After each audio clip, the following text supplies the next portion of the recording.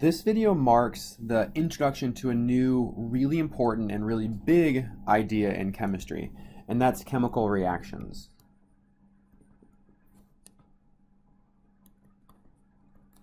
Okay, so first things first.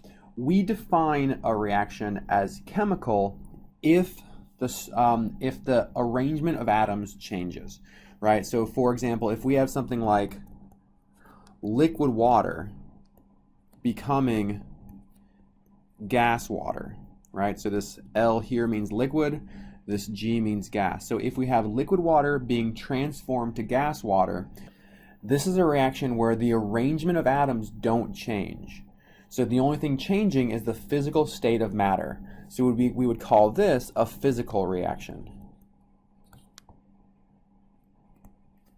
Okay, so physical reactions, the arrangement of atoms aren't changing. We are not changing what types of molecules and compounds we're dealing with.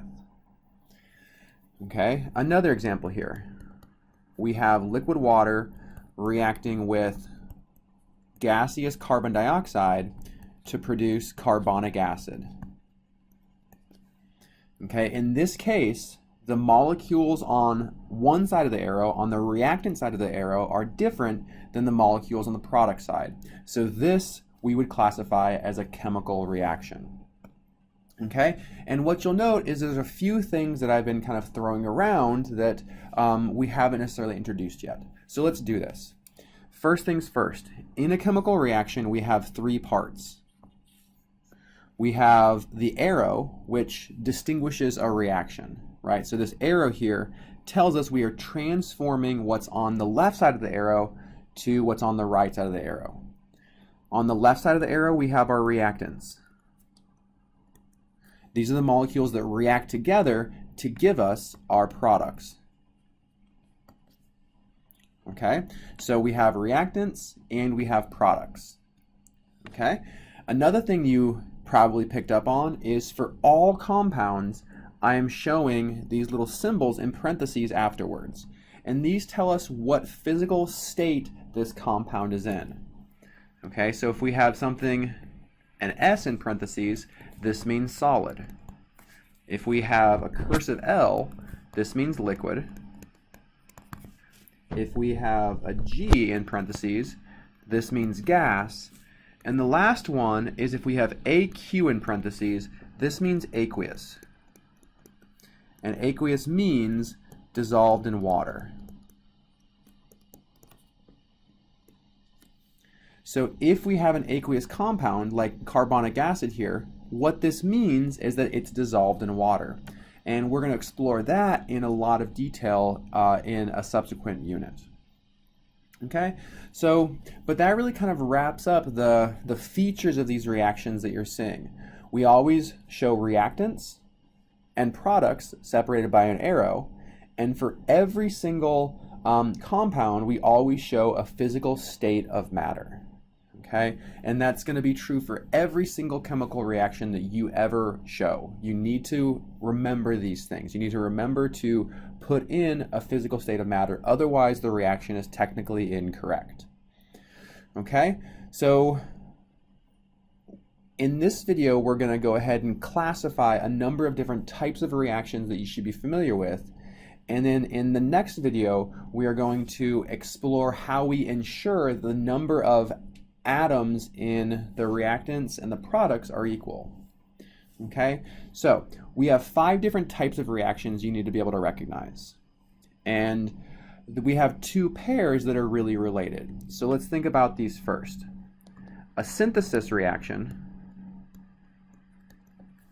this is when we are creating one thing from multiple things. So we are combining things together to make one. So we can maybe call this a combination reaction.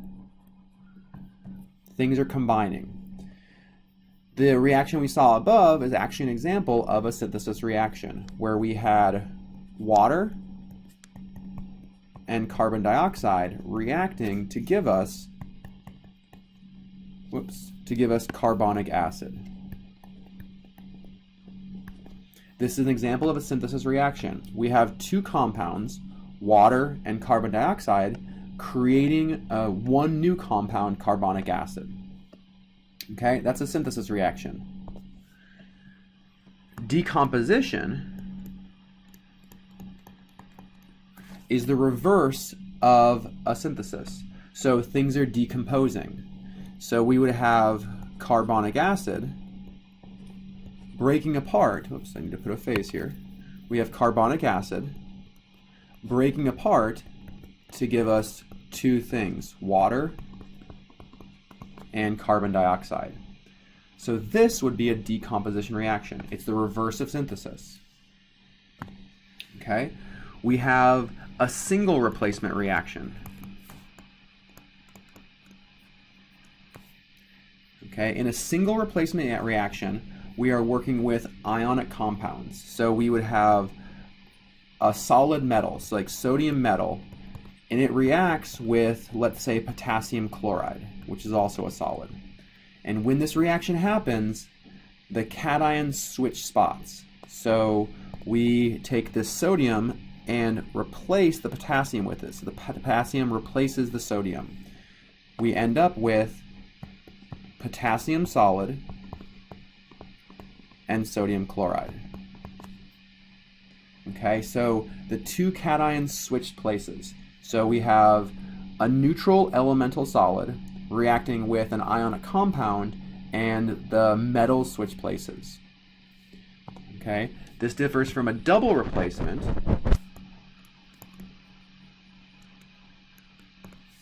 In the double replacement reaction, we actually have two ionic compounds. So we would have sodium chloride reacting with, let's say, potassium nitrate.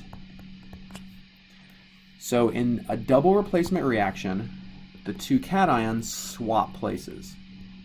So we're going to end up with sodium partnered with nitrate and potassium partnered with chloride. So in our products here, we're going to have potassium chloride and we're going to have sodium nitrate. Okay, so double replacement and single replacement are similar. Just remember, in the double replacement, we are starting with two ionic compounds, whereas in single replacement, we're starting with one ionic compound. Okay, and the last one is probably the easiest to recognize. These are combustion reactions. In a combustion reaction, we start with something that has carbon and hydrogen. Let's just say methane. Okay, something that has carbon and hydrogen, and it reacts with oxygen. And in this process, we produce carbon dioxide and water. Every single combustion reaction reacts a compound that has carbon and hydrogen with oxygen, and it produces carbon dioxide and water almost always in the gas phase. So these are the 5 kinds of reactions that you'll need to be able to recognize. If I tell you something is combusted, you should know immediately that means it reacts with oxygen and it produces carbon dioxide and water. If I show you 2 ionic compounds, you should recognize that they can only react through a double replacement reaction.